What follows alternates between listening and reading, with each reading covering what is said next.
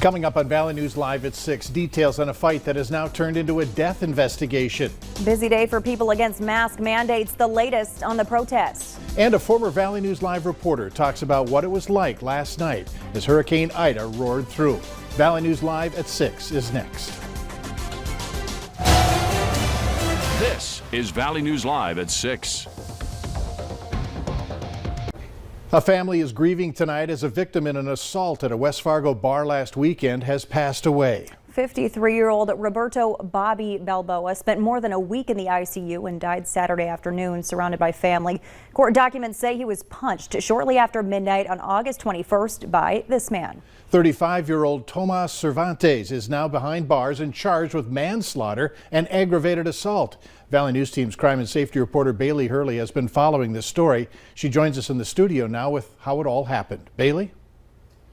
Mike, Stacy, Bobby Balboa's family calls what happened last weekend senseless and tragic, as they say this wasn't a fight between two people, rather an unprovoked attack on the man they say was larger than life. His family says they were at a concert at Speedway Events Center when a man they didn't know punched Balboa and knocked him to the ground. Court documents say one man pushed Balboa, and when Balboa turned around to see who it was that shoved him, he was struck by a different man.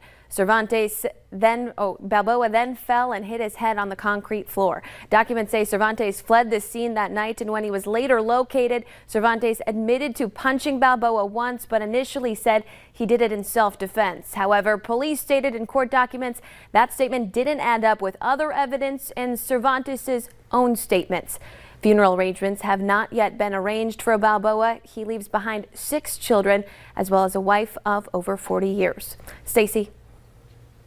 All right, thanks, Bailey. And as of this evening, the man who first pushed Balboa has not been charged. Court documents say he told investigators he was surprised at Cervantes' actions, saying his punch, quote, came out of nowhere. Now, there is a GoFundMe set up for the Balboa family. You can find it by going to VNL News app and clicking on this story. New tonight at 6, no charges will be filed against a dog kennel in Milner after a dog's sudden death. That's the latest today from the Sargent County attorney, who tells us the evidence does not support any criminal charges. The investigation began late last month after a man's Facebook post went viral, claiming the kennel's maltreatment played a role in his 4-year-old Siberian Husky's death. You can read more on that story on our website, valleynewslive.com. Certainly hard to complain about today's weather. It's been another chance to get out and certainly enjoy the outdoors. Let's find out from Nathan Hopper what to expect tonight. Nathan?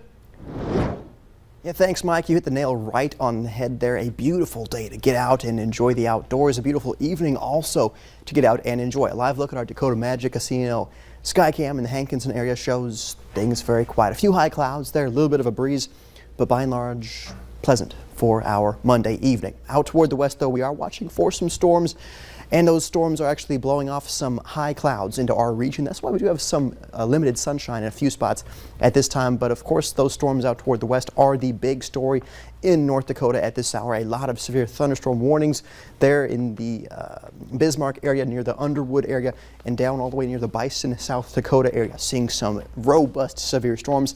But I think that severe storm environment will stay out toward the west for us this evening, and I do expect things in our viewing area to stay quiet for our Monday. Temperatures there in Fargo cooling into those middle 60s by about the midnight hour, with those high clouds hanging around, but staying quiet for us in Fargo. In Grand Forks, expecting mainly clear skies, as those high clouds not affecting our northern neighborhoods as much as our southern neighborhoods, but still temperatures there by midnight around 60. So another windows open kind of night. For Thursday, though, watching for some changes. Cold front coming through. We have raised a first alert weather day for Thursday. Mike will break down the details on this coming up in a few minutes. Better mow the lawn tonight then. That's right. All right, thanks.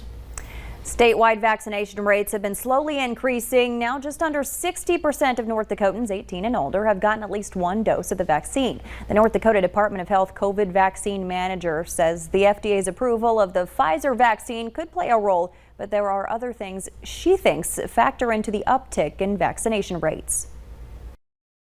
There's a lot of people that have had a lot of questions, and I think number one, they've had some time to get some questions answered. Number two, the Delta variant does look scary in a lot of the southern US. And then with that approval, I really think that's helped quite a bit. All three of those together. 52.2% of North Dakota is fully vaccinated. Galbraith says she's excited that the majority of North Dakotans have decided to get the vaccine. NDSU students rallied on campus to speak out against the university's mask mandate. Valley News Team's Nishay Taylor is live outside Memorial Union, where the rally just ended. Nishay? Mike, that's correct. A group of NDS students just wrapped up their rally here on campus, and all they were only trying to get across was that they wanted their voices heard. About a dozen students marched through campus.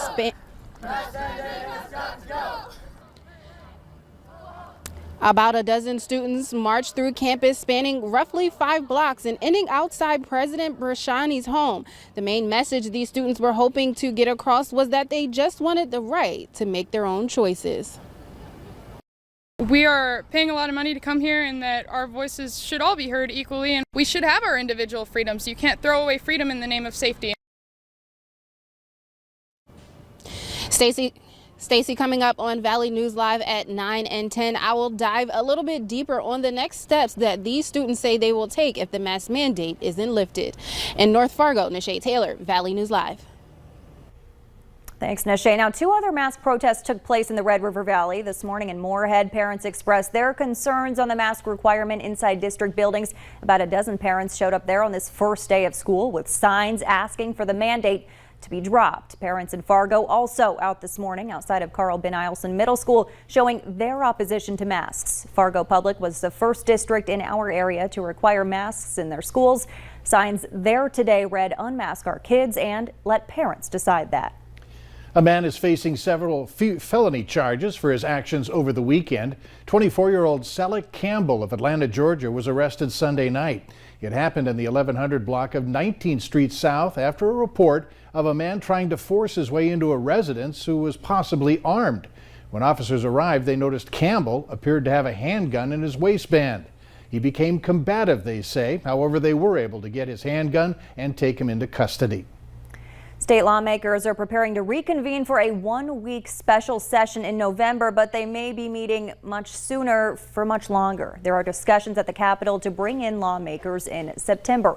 North Dakota has some pressing matters in the coming months. For months, it's been known there would be a special session in November to cover a few issues, but it's becoming more and more likely they won't have enough time to get everything they want done. Among the topics that'll be discussed, drawing new lines for legislative districts, fixing recently passed laws, and $1 billion in the Bank of North Dakota from the American Rescue Plan.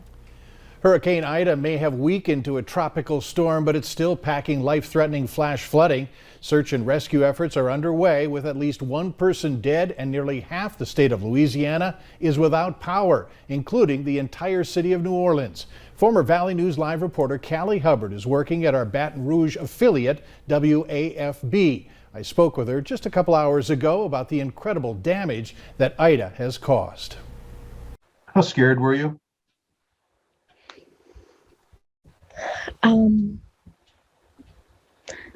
Last night, I think I was the most scared I had ever been, and probably one of the scariest days of my whole life, and probably the scariest day I'll ever have. Hearing what sounds like tidal waves hitting your home, the sound of your windows rattling, Despite being shaken, Callie tells us she's fine and continues to report on the aftermath of Ida. You can hear more about Callie Hubbard tonight on Valley News Live at 9 and at 10. The Minnesota-Dakotas region of the Red Cross is deploying 16 volunteers and staff to help those impacted by Hurricane Ida. The executive director for Red Cross Western North Dakota said his region is also sending 2 emergency response vehicles from Minneapolis and Fargo to assist with relief efforts. Later on Valley News Live at 6, we received some much-needed rain across the area last week. We take a look at how the storms might have had a negative impact on one business. And high temperatures today in the 70s for our northern neighborhoods. A lot of low to mid 80s though off toward the south. I'll break down what you can expect for the rest of this week next.